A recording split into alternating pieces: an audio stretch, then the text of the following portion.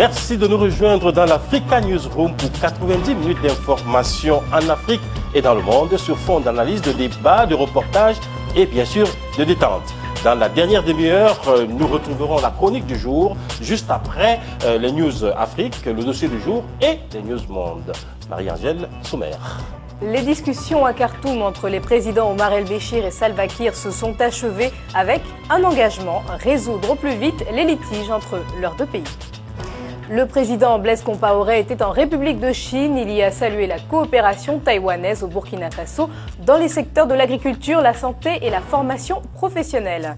Enfin, un autre président, celui du Nigeria, veut faire de la CEDEAO une grande famille. Pour Goodluck Jonathan, la sous-région ne doit souffrir d'aucune entrave à la coopération. Alors sur notre plateau, notre éditorialiste Alfred Chango est en notre compagnie. Bienvenue Alfred. Bonsoir. Ainsi que notre premier invité, David Wabeladio, qui est inventeur d'une écriture dont il nous parlera un peu plus en détail tout à l'heure. Bienvenue David.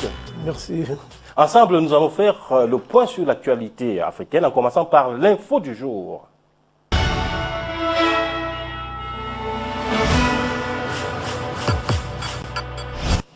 Comment se partager les revenus du pétrole, se répartir la dette, mettre fin aux frictions frontalières? Salva Kiir, reçu pour la première fois en tant que chef d'État sud-soudanais à Khartoum, et son homologue Omar el-Béchir ont tenté ce week-end d'y trouver des réponses. Les détails de Lola Sorrenti. Les deux présidents côte à côte pour renouer le dialogue, une image forte et symbolique pour apaiser les tensions entre le Soudan et le Sud-Soudan. Depuis plusieurs mois, les pourparlers autour du partage des revenus du pétrole sont dans l'impasse entre le Nord et le Sud. Si le Sud-Soudan détient la plupart du pétrole, il a besoin des infrastructures et notamment de l'accès aux ports sur la mer Rouge, située au Soudan. Objectif donc de cette rencontre entre Salva Kiir et Omar el-Béchir à Khartoum, proposer des solutions aux tensions économiques entre Khartoum et Djouba. Il a été convenu d'établir des comités avec un calendrier précis pour parvenir à des solutions définitives. Si Dieu le veut, nous vous signerons dans les plus brefs délais un accord définitif et nous célébrerons ensemble la résolution des problèmes. À l'issue de 2 jours de négociations, le président du Sud-Soudan repart vers son pays confiant. Je rentre aujourd'hui à Djouba et je peux vous assurer que nous trouverons des solutions à toutes les questions en suspens. Nous signerons un accord dès que possible. Après plusieurs années de guerre civile, le Sud-Soudan a accédé à l'indépendance le 9 juillet dernier. Alfred, la rencontre entre Omar el-Béchir et Salva Kiir présage-t-elle d'un renouveau des relations entre Khartoum et Djouba? En tout cas, on peut dire que c'est une bonne chose pour les deux républiques sœurs, hein, pour les deux États, parce que ça permet effectivement d'aplanir les difficultés qu'il y a entre les deux pays, les deux États. Le fait qu'effectivement al-Bashir reçoive Salva Kiir à Khartoum même, c'est quelque chose de très important pour montrer justement à leurs compatriotes, parce qu'il n'y a pas longtemps ils étaient ensemble, qu'effectivement le Sud-Soudan est devenu une république et qu'on doit le traiter en tant que tel. Ça, c'est une première chose. La seconde, c'est qu'effectivement, on sait que quelle est la pomme de discorde entre eux, c'est les ressources pétrolières du Soudan, à la frontière entre les deux États, à Abyei, qui est vraiment le lieu où est concentré tout le pétrole. Et que donc, effectivement, si on veut aller vers le développement des deux États, et surtout du Sud-Soudan, qui n'a pas beaucoup d'infrastructures, il faut qu'il y ait un climat de paix, un climat de confiance entre les deux États. Et donc là, je crois que c'est une bonne initiative. Mais enfin, on sait entre les deux, des accords ont été signés plusieurs fois qui n'ont jamais été respectés. Restons assez prudents quand même par rapport à cela. Wabeladio, comment peut-on imaginer un partage équitable entre le Nord, qui dispose d'infrastructures, et le Sud, qui dispose de matières premières? Bon, excusez-moi madame, je suis venu pour parler de l'équité Mando, mais je n'aime pas parler de la politique, parce que ce qui se passe en Afrique, pour moi, ça m'étonne. C'est comme ça que moi, je suis en train de préparer la jeunesse autrement, parce qu'il faut changer la mentalité et donner à la jeunesse l'esprit d'amour. Donc il faudrait donner donc à la jeunesse soudanaise. C'est ce système que je suis en train de changer, de mettre sur place, et j'ai déjà formé plus de 200 et quelques mille personnes à travers l'Afrique. Parce que ce que nos aînés sont en train de faire, c'est de la honte même. Donc là, ils sont en train d'essayer de trouver une solution entre le Nord et le Sud, justement, pour travailler ensemble et redynamiser les économies. Mais ils sont obligés de travailler ensemble, parce que nous sommes des Africains, nous sommes un seul peuple. Hein? Si d'abord, les pays que nous avons, ce sont des pays qu'on nous a dessinés. Hein? Alors pourquoi aller se battre pour je ne sais pas moi quoi? Donc c'est un problème qui doit... donc ils sont obligés de travailler en collaboration parce que c'est pas normal. Et surtout que la population est en train de... On pensait que cette fois-ci, les tensions soient définitivement aplanies entre les deux Soudans. C'est très compliqué, c'est très complexe. Hein, c'est-à-dire que les chefs d'État peuvent manifester de la bonne volonté pour justement essayer de réconcilier, de rapprocher les deux États. Mais on sait que dans les deux camps, dans tous les camps, il y a toujours des faucons, il y a des colombes, et les faucons souvent poussent à la confrontation. Et que donc ils doivent, à l'intérieur de chacun de ces deux États, négocier justement pour trouver un équilibre qui permette effectivement justement qu'il y ait cette rencontre et probablement qu'on sorte justement de ce conflit. Le dialogue est nécessaire, de toute façon. Première après-info, le Burkina Faso. Taïwan et Ouagadougou ont tissé au fil du temps des liens forts. La mise en œuvre du programme Une ampoule pour l'Afrique qui vise à équiper tous les écoliers du Burkina Faso en énergie solaire en est d'ailleurs un exemple. Fanny Mounichi. Le président du Burkina Faso a répondu présent aux festivités du centenaire de la République de Chine. Blaise Compaoré est arrivé samedi à Taipei où il a rencontré son homologue taïwanais Ma Ying-jeou. L'entretien a été l'occasion de revenir sur les relations bilatérales entre les deux pays. Blaise Compaoré a également remercié le gouvernement taïwanais d'avoir participé au cinquantenaire de l'indépendance du Burkina Faso. Le président burkinabé poursuit sa visite lundi avec la grande parade organisée pour la célébration des 100 ans d'existence de la République de Chine. Alors, Alfred, est-ce que la Chine est devenue un partenaire privilégié de l'Afrique? Alors, tout à fait, mais sauf là qu'il faut distinguer, c'est Taïwan. Et on sait que c'est la pomme de discorde entre le Burkina Faso et la Chine continentale. Et que donc, effectivement, avant que les relations entre la Chine continentale et le reste de l'Afrique ne deviennent privilégiées, il y a eu d'abord Taïwan. Et au fond, là, Blaise Compaoré, lui, maintient justement ses relations privilégiées avec Taïwan, là où tous les autres États africains ont rompu les relations sur pression, justement, de la Chine, comme ils ont fait pression contre la Dalai Lama. Mais pourquoi le Burkina, par exemple, continue de dire que la Chine, la République, s'attache avec Taïwan en disant que de l'autre côté, du côté continental, il s'agit d'un régime autoritaire? En réalité, le problème n'est pas tellement là, c'est simplement que Blaise Compaoré reconnaît l'antériorité de sa coopération avec Taïwan et en même temps refuse de se faire dicter sa politique par la Chine continentale.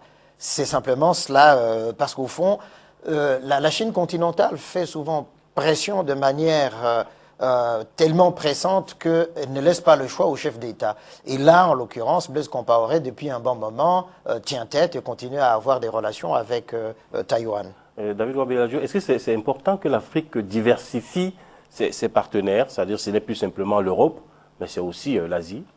Mais la coopération, c'est dans tous les sens. Si on veut développer l'Afrique, il faut ouvrir les portes à tout le monde. Hein, l'essentiel que la négociation soit d'une façon transparente. Moi, je pense que ça, ce n'est pas un problème. Et qu'est-ce que l'Afrique peut gagner dans ce partenariat avec l'Asie, par exemple? Bon, mais prenons le cas, par exemple, de l'Europe. Mais l'Europe a gagné sur l'Afrique. Parce qu'en explorant l'Afrique, ils ont ramené beaucoup de choses ici. Hein? Donc, nous aussi, à notre tour, nous avons besoin aussi d'aller vers les autres. Parce que nous allons tirer profit si ceux qui peuvent être, disons, qui peuvent aider l'Afrique à se développer. Notamment, aujourd'hui, l'Afrique n'est pas encore capable de développer la technologie. Mais avec la coopération, la technologie africaine pourra aussi connaître un développement.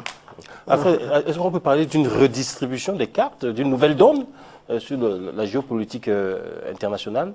Alors, disons qu'avec la Chine continentale, oui, parce qu'au fond, jusqu'à il y a peu, jusqu'à l'éclatement de l'Europe orientale, de l'Europe centrale.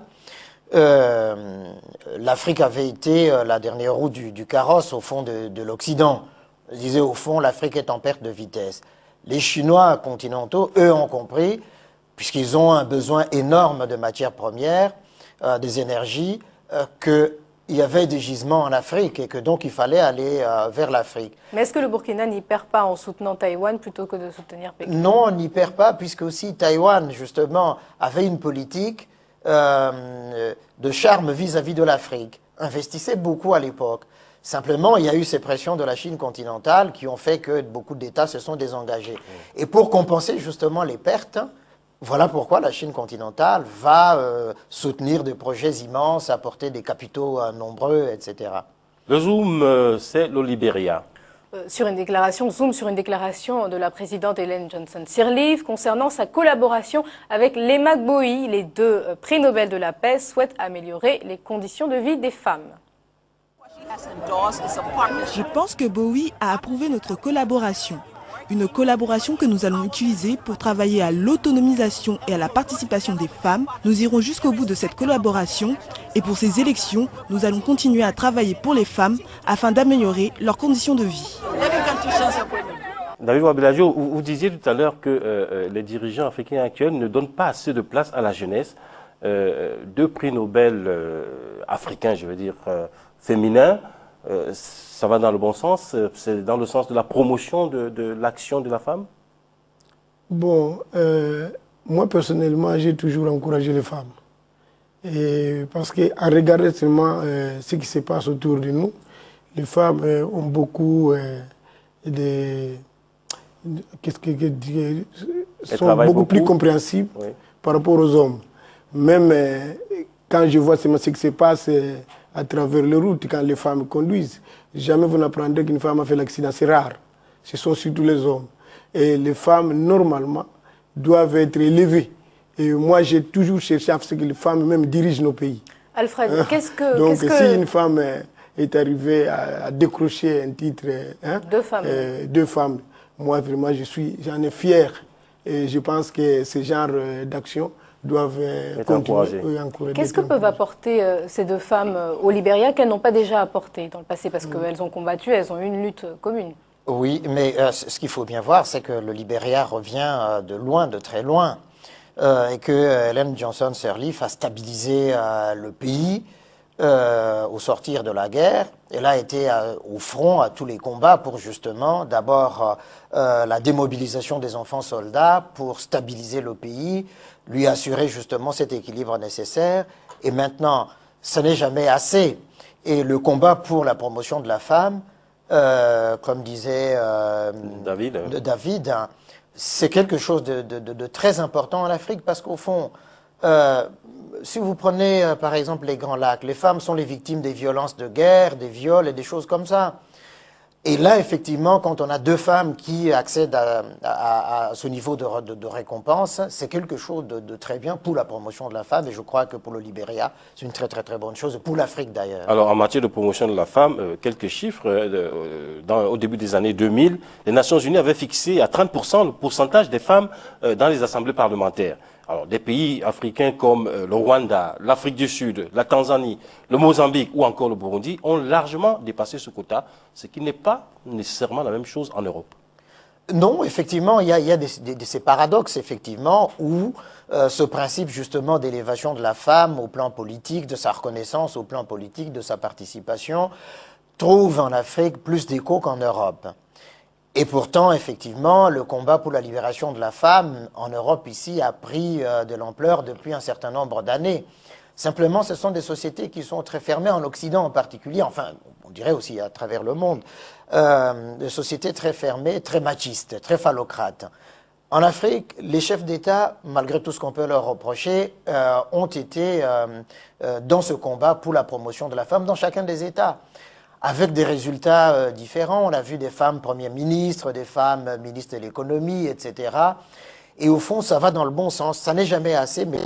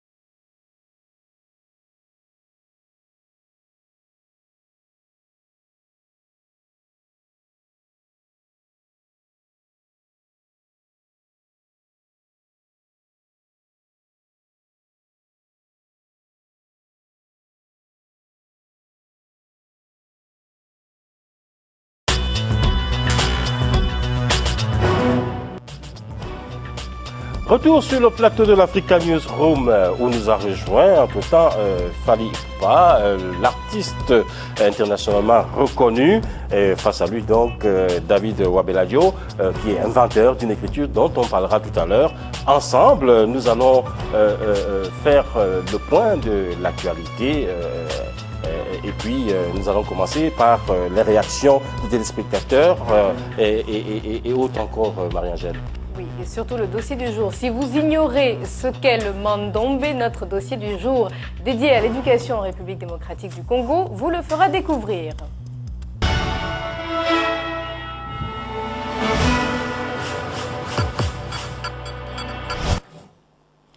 Alors, dans l'inconscient collectif, l'Afrique est essentiellement perçue comme une civilisation de l'oralité et pourtant, ils sont nombreux les Africains qui ont inventé une écriture depuis les hiéroglyphes des Égyptiens. L'une des dernières inventions en matière d'écriture vient d'Afrique centrale et elle intéresse de plus en plus, bien au-delà des frontières africaines. Sur les traces du Mandombe, c'est un dossier de notre envoyé spécial Lizesli Askizimana qui s'est rendu en République démocratique du Congo pour rencontrer l'inventeur de cette écriture. En Afrique, les ancêtres avaient leur propre écriture, des signes qui symbolisaient parfois des concepts précis. Mais à part l'Égypte avec les hiéroglyphes et le Cameroun avec le Shumon, l'écriture des Bamon, aucun autre pays n'avait reconnu jusqu'alors une écriture inventée par un Africain. La République démocratique du Congo va être le premier pays subsaharien à le faire. En 1978, David Wabeladio Payi de l'église kimbanguiste aurait eu une vision divine qui lui aurait intimé de créer une écriture pour les Noirs, une écriture qu'il allait nommer le Mandombe, qui signifie littéralement en Kikongo pour les Noirs. C'est à travers une observation d'un mur en briques non induit qu'il a eu son inspiration. Il s'est rendu compte que les maçons combinaient deux chiffres, le 5 et le 2. Ce fut le départ de ses recherches. Quelques jours après, je devais découvrir que ces deux chiffres sont symétriques par rapport au principe des miroirs. Il y a un principe mathématique qui dit que l'image d'un objet formé dans un miroir est symétrique à l'objet par rapport au miroir. Elle est de même grandeur que l'objet, mais elle ne lui est pas superposable. Alors quand j'ai évolué en s'accrochant à ces principes, je devais plus tard aussi découvrir que les petits traits que j'ajoutais à chaque élément pour trouver d'autres éléments de forme particulière, ces petits traits-là, je pouvais les faire parcourir une course de moitié sans valeur en mouvement cyclaire continu. Et en les faisant parcourir une course en mouvement cyclaire continu, l'ensemble des éléments devait se transformer en 5 étapes. Et j'avais retenu chaque étape comme un temps. Au fur et à mesure, la recherche sur cette écriture s'est affirmée. C'est ainsi que l'inventeur, après avoir eu l'aval du père spirituel des kimbanguistes Simon Kimbangu, a entamé la seconde étape de vulgarisation de cette écriture. Il a commencé à l'initier à 2 de ses amis, puis à 21 enseignants. Il s'est également mis à fréquenter des universités pour solliciter des conférences. Je voulais à tout prix que cette écriture soit critiquée, soit appréciée. J'avais besoin des conseils, des professeurs. C'est ce courage qui lui a valu une bonne place au sein de l'université Kimbangu. Cette université, créée par l'église kimbanguiste le 28 novembre 1994, a été la première à donner l'opportunité à cet inventeur d'enseigner le Mandombe en République démocratique du Congo. Cette université, qui accueille tout le monde et pas seulement les membres de cette église, possède 6 facultés. Et depuis la première année, l'écriture Mandombe est enseignée. En donnant un petit trait à 5, et le 5 devient 6. Il a fait de même. Il a fait de même de l'autre côté. Il a donné un petit trait. Ça devient 9. Il a fait aussi pour ça.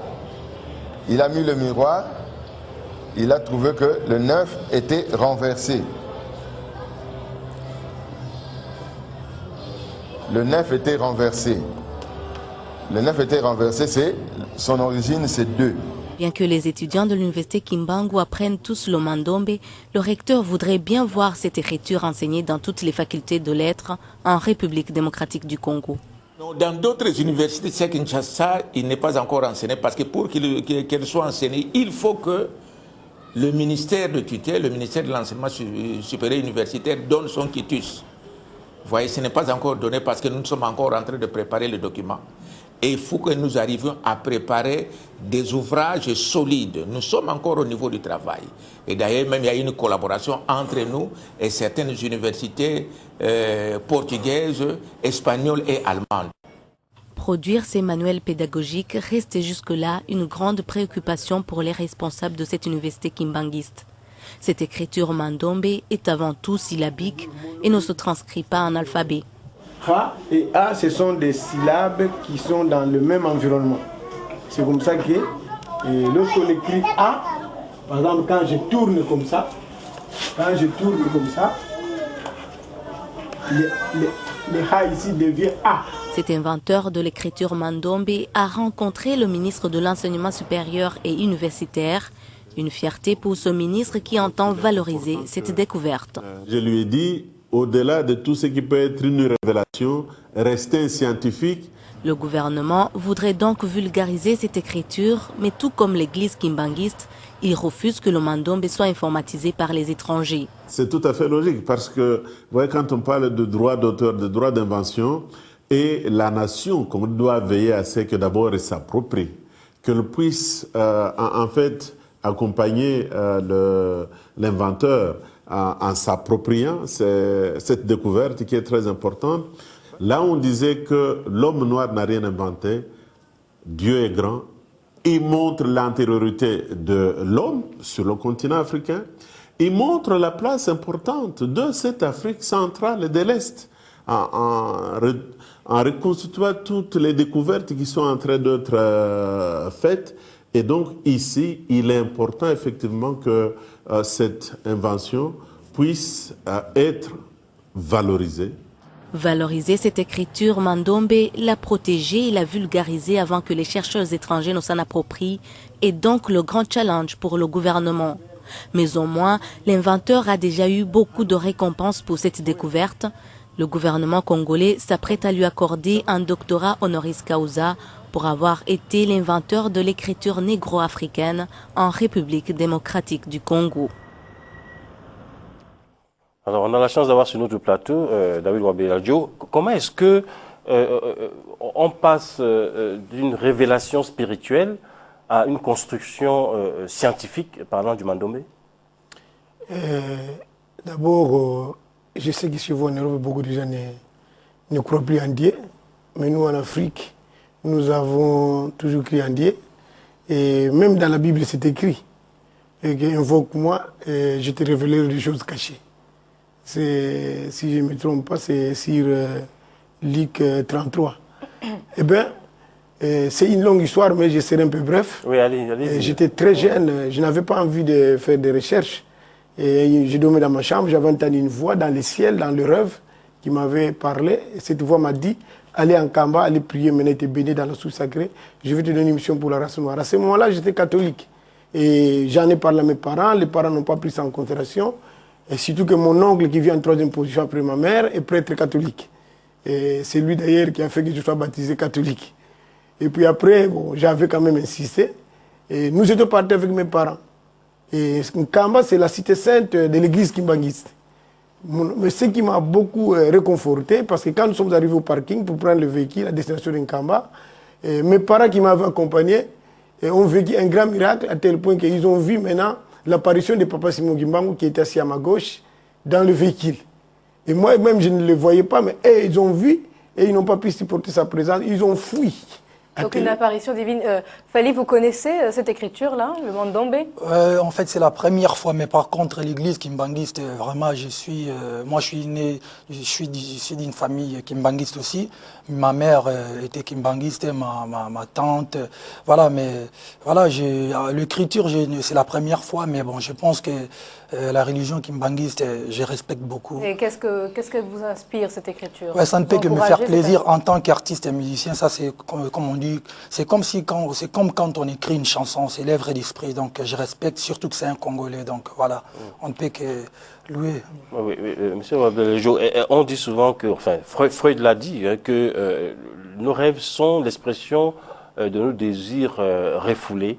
Est-ce que vous ne pensez pas qu'au fond de vous-même, vous aviez quelque part caché une envie d'inventer quelque chose? Et j'ai toujours dit aux gens, aux jeunes Africains, même dans les universités, parce que je viens déjà d'animer plus de 258 conférences à travers les universités, que nous ne pouvons pas raisonner dans ce sens-là. Parce que, vous voyez, aujourd'hui, d'après la statistique qu'on a faite par les experts, la jeunesse africaine ne s'intéresse pas à la recherche. Et si on voit en matière de recherche, c'est surtout l'Europe, les pays d'Amérique, hein, et puis de l'Asie. Maintenant, nous devons changer la donne, c'est-à-dire chercher comment percer ces murs-là. Mais est-ce que Mandombe, ça veut bien dire pour les Noirs? Mandombe, c'est un mot kikongo qui veut dire tout simplement ma, donc c'était en fait un mot composé. Hein. Ma qui veut dire maçon, qui veut dire écriture, Ndombe qui veut dire noir.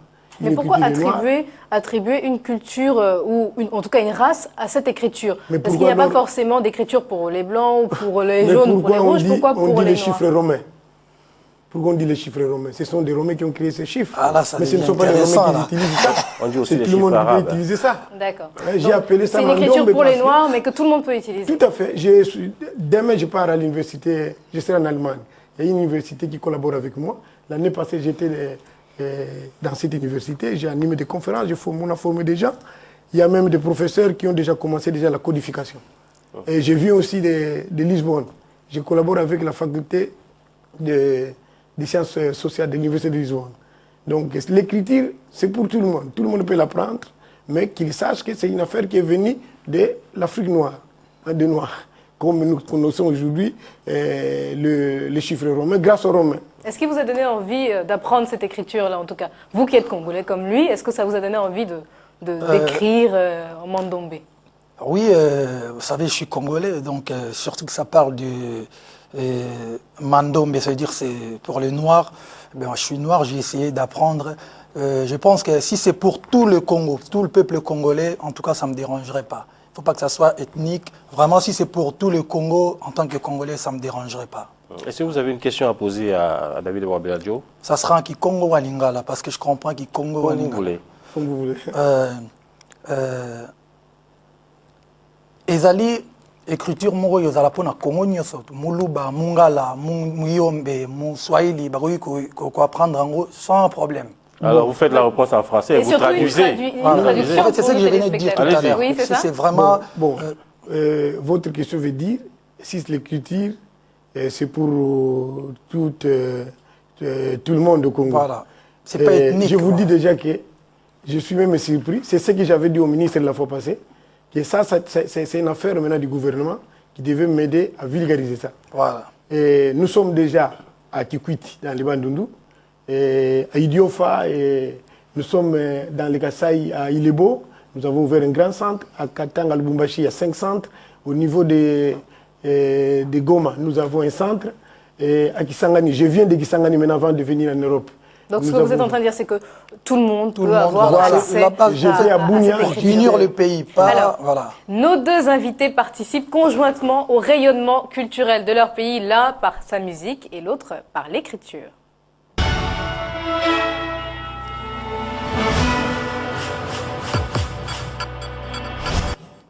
Oui, Marie, vous l'avez dit, l'un est artiste musicien connu à l'échelle planétaire, l'autre est inventeur d'une écriture négro-africaine. Fally Ipupa, comment devient-on un artiste musicien de renommée internationale quand on vient de Kinshasa?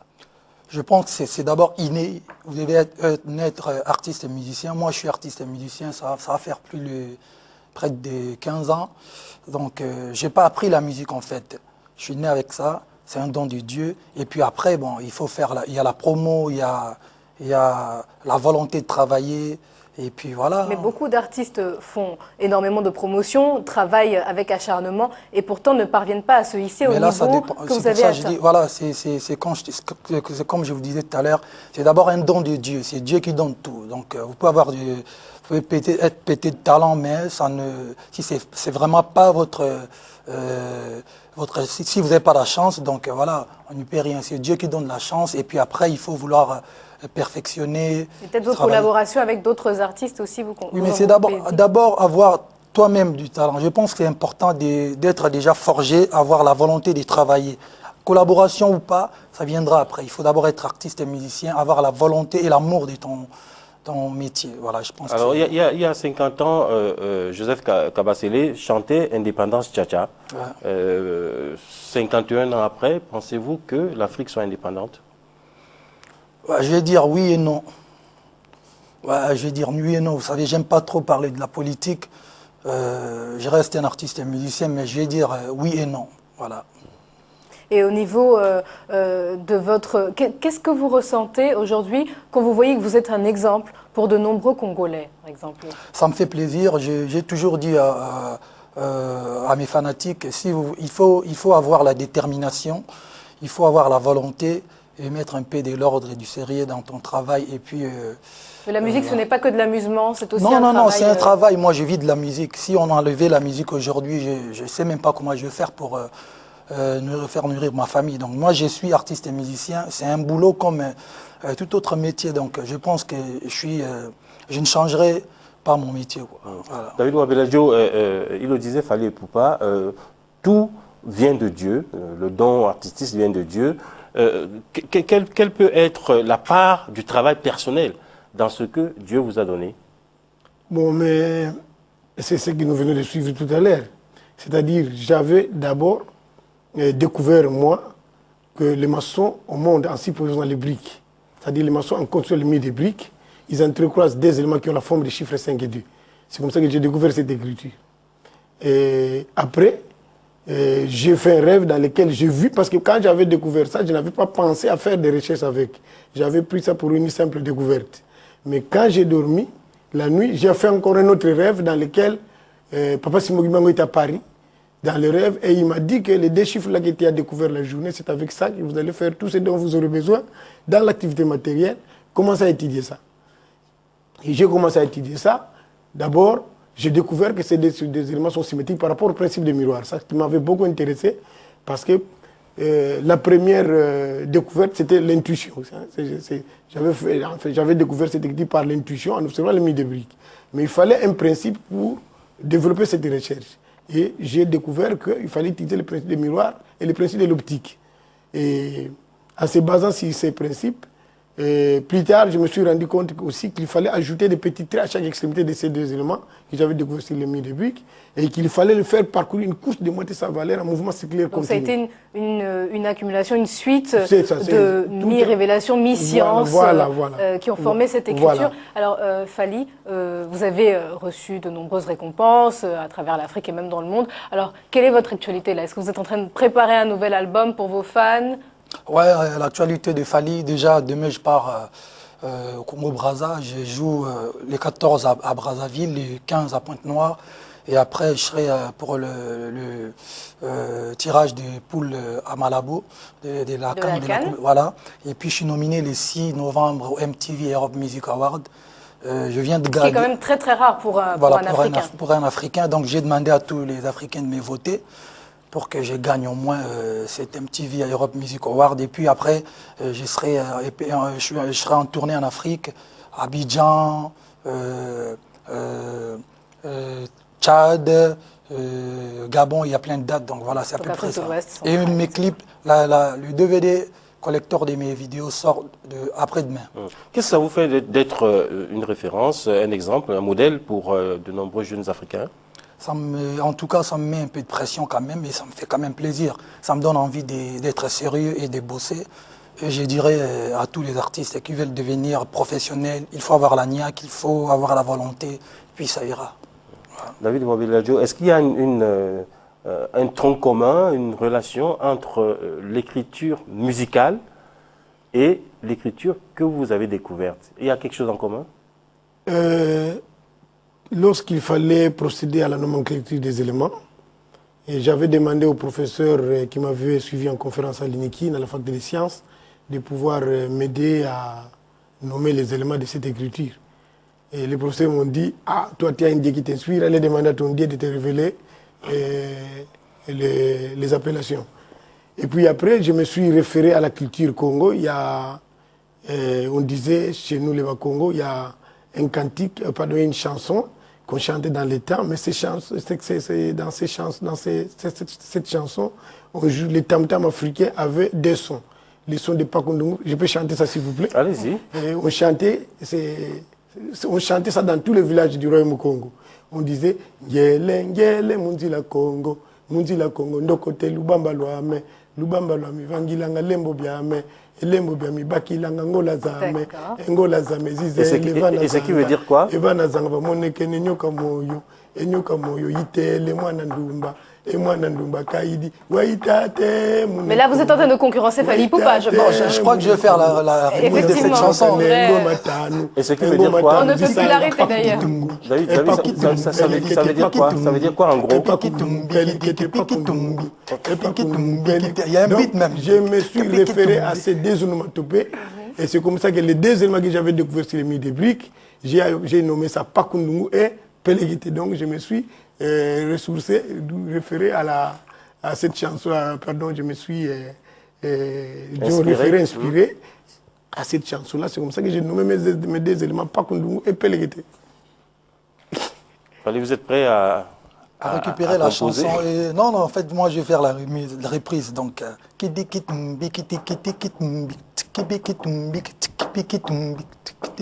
en avant-première sur Africa 24, vous avez pu découvrir le prochain tube de Fally Ipupa. Voilà. Maria, qu'est-ce qu'il faut retenir de l'actualité africaine du jour? Les discussions à Khartoum entre les présidents Omar el-Béchir et Salva Kiir se sont achevées. Ils se sont engagés à résoudre au plus vite les litiges entre leurs deux pays. Le président Blaise Compaoré était à Taïwan. Il y a salué la coopération taïwanaise au Burkina Faso dans divers domaines. Et enfin, un autre président, celui du Nigeria, veut faire de la CEDEAO une grande famille. Pour Goodluck Jonathan, la sous-région ne doit souffrir d'aucune entrave à la coopération. Alors à suivre les news monde juste après la pause. A tout de suite.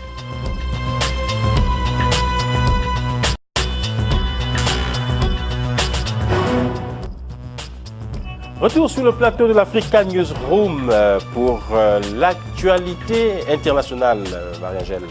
Même si les résultats définitifs du premier tour de la primaire socialiste française ne sont pas encore connus, 85% d'entre eux ont été validés. François Hollande arrive en tête.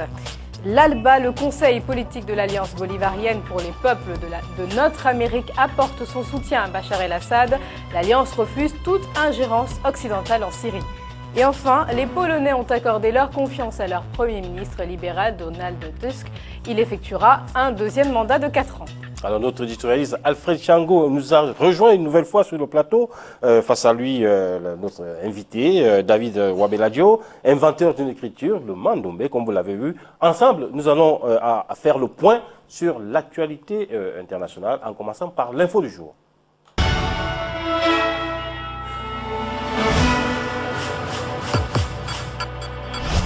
La primaire socialiste d'hier en France a connu un afflux d'électeurs. Ces résultats provisoires mettent en tête du classement François Hollande, suivi de Martine Aubry. Mais celui qui cristallise désormais toutes les attentions, c'est Arnaud Montebourg, arrivé 3e, et les éventuelles consignes de vote qu'il pourrait donner pour le second tour. Lola Sorrenti.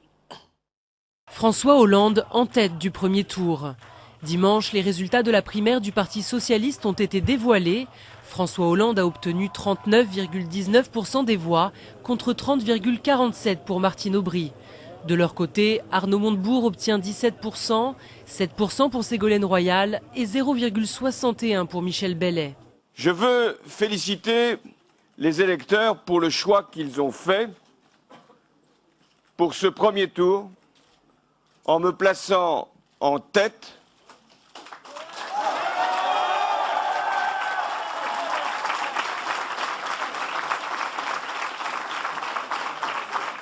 et nettement en tête ce soir. Ce qui me conduit aujourd'hui à appeler au rassemblement le plus large autour de ma candidature. Les résultats laissent envisager un duel serré pour le scrutin du second tour.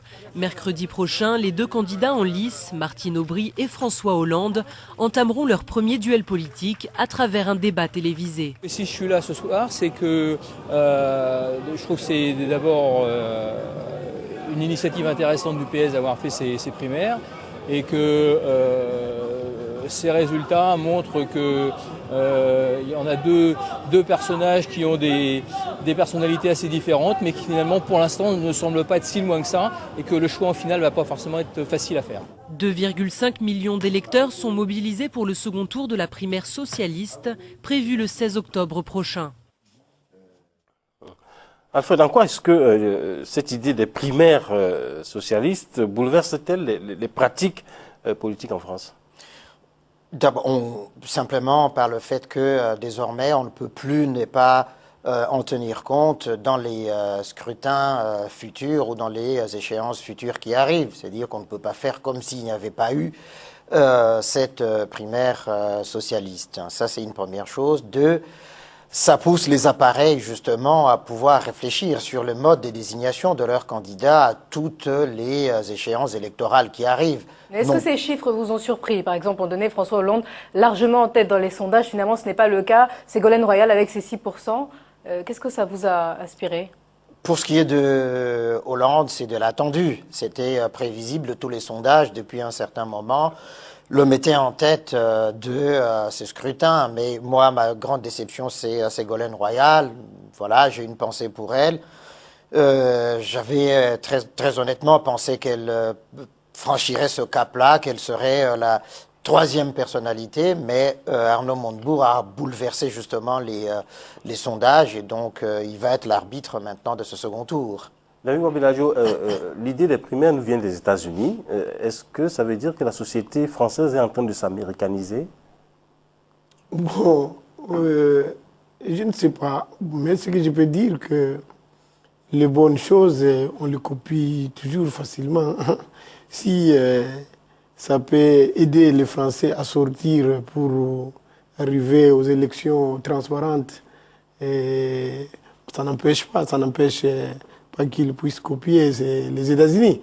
Ce sont des mauvaises habitudes qu'on doit peut-être, qu'on ne peut pas copier, mais les bonnes habitudes, on les copie toujours. Alfred, comment peut-on expliquer ce que certains qualifient de débâcle pour Ségolène Royal, elle qui était face à Nicolas Sarkozy lors de la dernière élection présidentielle, se retrouve largement derrière dans cette primaire socialiste? Je pense que cette fois-ci, peut-être elle n'a pas eu le nez creux pour savoir effectivement quel type de campagne mener, quel positionnement politique prendre et quel type d'engagement proposer aux Françaises et aux Français. Et donc, au fond, elle a été un peu en retrait, elle a été surtout sur son expérience de l'élection passée, donc sans véritablement avoir cette perspective justement d'avenir, probablement, et puis la situation de crise actuelle nécessitait peut-être un discours différent, un discours neuf, donc elle a été presque trop convenable. À mon goût, c'est ça qui a fait effectivement que ça n'a pas pris auprès de l'opinion. Alors, un petit pronostic pour le duel entre Martine Aubry et François Hollande? Écoute, moi je ne lis pas dans le mar du café. Si qui Arnaud Montebourg devrait reporter ses voix? À qui devrait-il reporter ses voix, logiquement? Logiquement, objectivement, les thèses d'Arnaud Montebourg sont proches de celles de Martine Aubry sur un certain nombre de points. Marginalement, en accord avec François Hollande. Logiquement, ça voudrait dire cela. Mais je crois que les électeurs sont assez libres, justement, pour aller, comme on entre finalement dans une démocratie d'opinion, les électeurs sont libres, justement, de leur voix. On ne sait pas ce que ça va donner, en tout cas, ça va être très serré à tous les coups. Après info, la Syrie. Le Venezuela, l'Équateur, le Nicaragua et la Bolivie et Cuba veulent aider la Syrie à sortir de la crise sans intervention occidentale. Pendant ce temps, la répression des autorités syriennes sur la population se poursuit. Sophie Ebrard. L'ALBA assure son soutien au président syrien. Dimanche, le Conseil politique de l'Alliance bolivarienne pour les peuples de notre Amérique, l'ALBA, a rencontré le président Bachar al-Assad. Une réunion au cours de laquelle le ministre des Affaires étrangères vénézuélien a déclaré qu'il fallait à tout prix empêcher l'Occident d'intervenir dans le conflit syrien. Nous n'avons aucun doute sur le fait que les puissances occidentales prennent part aux problèmes internes de la Syrie pour détruire le pays. Il reste entre les mains des Syriens leur patriotisme et leur capacité à empêcher que cela arrive. Principalement visé lors du discours, les États-Unis, vendredi, le Pentagone a appelé Bachar el-Assad à quitter le pouvoir en précisant que son gouvernement poussait le pays sur une voie très dangereuse. Le Venezuela, mais aussi l'Équateur, le Nicaragua, la Bolivie et Cuba proposent de mettre leur expérience politique à disposition de la Syrie. Dans le cadre de l'ALBA, Cuba se sent responsable de faire respecter le droit international et d'exhorter le Conseil de sécurité à respecter son mandat. Nous engageons également l'Assemblée générale des Nations unies et le mouvement des pays non alignés à soutenir le peuple syrien. De son côté, le président syrien avertit qu'il prendra des mesures contre tous les pays qui reconnaîtront le CNS, le Conseil national syrien, organe regroupant la majorité des mouvements opposés au président Bachar al-Assad. Est-ce que cette action des pays, la plupart des pays d'Amérique latine, n'est pas une sorte de caution aussi donnée au pouvoir de Damas de continuer en quelque sorte à réprimer les populations locales? Naturellement, la position de l'ALBA est en contradiction avec justement l'aspiration du peuple syrien qui veut justement sortir des griffes de Bachar al-Assad. Et que donc là, effectivement, on voit aussi que pour ces États-là, l'adversaire, ça n'est pas tellement la Syrie, ce sont les États-Unis. Et donc il y a transposition des problématiques latino-américaines vers le cas syrien. Mais effectivement, c'est une manière de déni, au fond, de coup porté justement à ce printemps arabe qui est en train de bouleverser la géopolitique, la géostratégie de la région du Moyen-Orient. Alors, M. Wabeladio, les pays de l'ALBA de l'Amérique latine ne veulent pas d'intervention de l'Occident, mais qu'est-ce qu'eux peuvent faire pour aider la population syrienne? Bon, moi je pense que c'est un problème, comme je l'avais dit au départ, c'est un problème d'éducation. Parce que moi je ne peux pas comprendre, dans un pays où nous sommes obligés de vivre ensemble, il y a des gens qui veulent se cramponner au pouvoir pour ils veulent se cramponner au pouvoir inutilement. Et la population doit mourir parce qu'il y a quelqu'un qui veut rester au pouvoir. C'est vraiment pour moi inacceptable. Mais qui peut aider cette population? Pour moi, c'est l'ONU qui doit jouer son rôle. Ce que l'ONU va décider, c'est ce que le monde doit suivre. Justement, il a dit, David Wabeladio, c'est l'ONU qui doit jouer son rôle. En fait, comment se fait-il que, ici, présentement, là, l'ONU ne puisse pas intervenir? Qu'est-ce qui est plus compliqué en Syrie que ça ne l'était en Égypte ou en Tunisie ou même en Côte d'Ivoire? Ce qu'il faut bien comprendre, c'est que les Nations Unies, ce sont les États membres dont la Syrie fait partie, dont ceux de l'ALBA font partie, etc. Et que toutes les décisions sont prises au Conseil de sécurité, donc permanent, mais avec les 10 non permanents, donc ça fait 15 membres.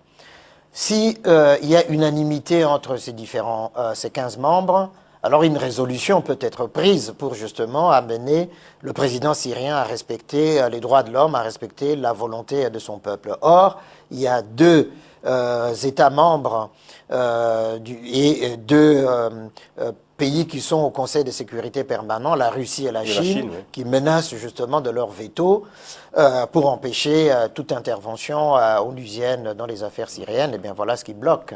Autre après info, la Pologne.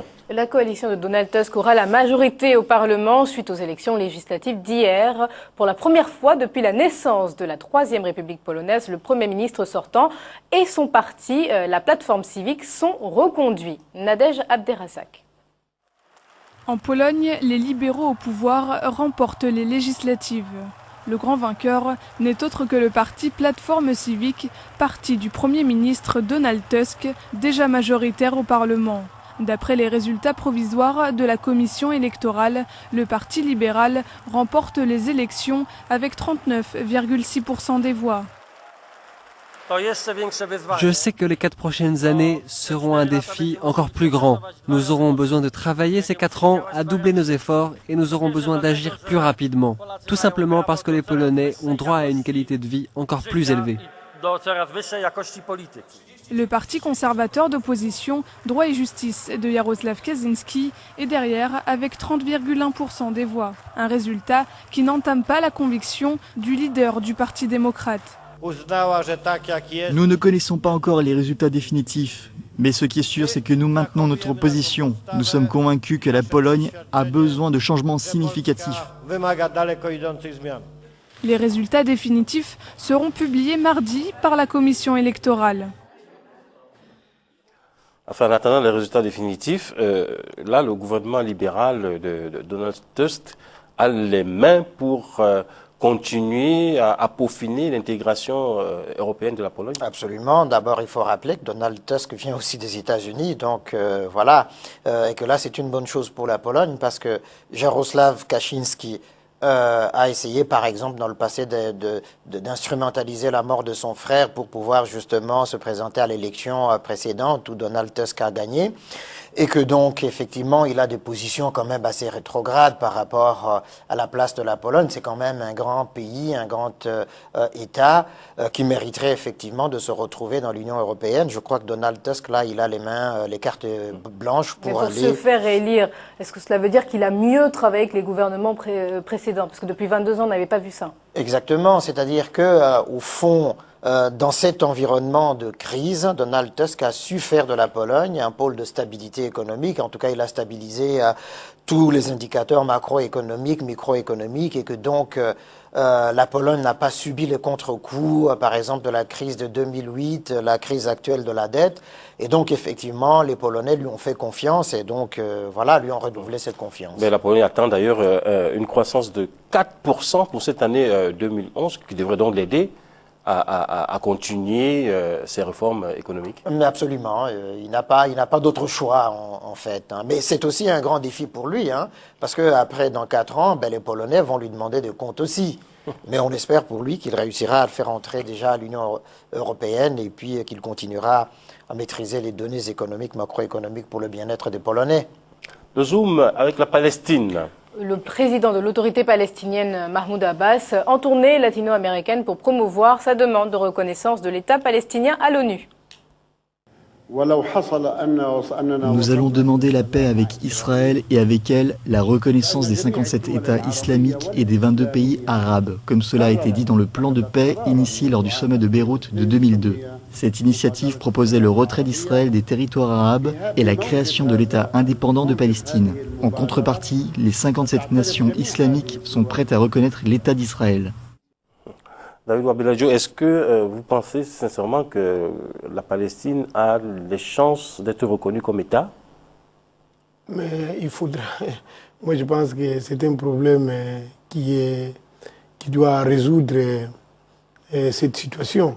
Parce que ça date de longtemps, cette affaire-là de la Palestine et de l'Israël. Donc, c'est un peuple qui doit nécessairement avoir un pays. Et je ne pense pas que Dieu a créé ce peuple sans pourtant les doter d'un pays. Où est parti ce pays-là? Et s'il y a 56 pays qui ont déjà... Moi, je pense que c'est la voix de la majorité qui prime. Hein. Alfred, pourquoi Mahmoud Abbas se met aujourd'hui à parler d'Israël? Ah, mais il n'a jamais cessé, parce qu'il a été négociateur justement des accords d'Oslo pour la reconnaissance d'Israël et puis la création de cet État palestinien. Et au fond, il doit continuer justement cette campagne qu'il a menée aux Nations Unies. Il doit convaincre le plus de pays possible à travers le monde parce qu'il faut réparer cette injustice-là. Depuis 1947, 48, la résolution 181, 242 en 1967 reconnaissait ce principe de 2 États, un État palestinien, un État israélien. Il n'y a pas de raison effectivement qu'aujourd'hui on en soit encore là à voir les Palestiniens quémander de la communauté internationale la reconnaissance de cet État-là. Mais le fonctionnement même de l'ONU, où justement il y a ce fameux veto de l'un des membres permanents du Conseil de sécurité, est-ce que ce n'est pas un frein à ce genre de demande? Mais tout à fait, mais on a remarqué aussi qu'à l'UNESCO, par exemple, il y a eu unanimité de tous les États pour reconnaître l'État de la Palestine. Et d'ailleurs, la réponse des Russes et des Chinois aux États-Unis dans l'affaire syrienne leur réponse tient compte justement de cette menace de veto américain sur la question palestinienne. L'info en Telex, en commençant par l'Europe. La chancelière allemande Angela Merkel et le président français Nicolas Sarkozy se sont prononcés en faveur d'une recapitalisation des banques européennes selon des critères communs. Alors ils ont proposé des modifications importantes au traité européen allant dans le sens d'une plus grande intégration de la zone euro.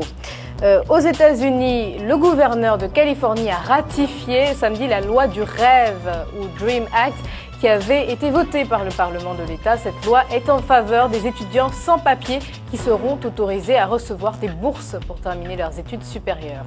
Et enfin, le chiffre du jour, 200 000 réservations pour l'iPhone 4S. L'opérateur téléphonique américain AT&T a annoncé hier soir que le lancement de la dernière génération de l'iPhone connaissait un succès sans précédent avec plus de 200 000 réservations prises aux États-Unis en moins de 2 heures. Alfred, quels peuvent être les enjeux de la recapitalisation des banques? Bon, l'enjeu, c'est la stabilité économique, monétaire, financière de l'Union européenne. On voit bien qu'il y a un certain nombre d'institutions bancaires très importantes qui sont aujourd'hui secouées par cette crise de la dette et dont les fonds propres ne suffisent plus à garantir justement l'existence. La recapitalisation permet justement aux États de prendre sur eux une partie justement de cette dette pour stabiliser les banques et ensuite effectivement permettre de les renflouer. Mais les États ne perdent rien du tout parce qu'on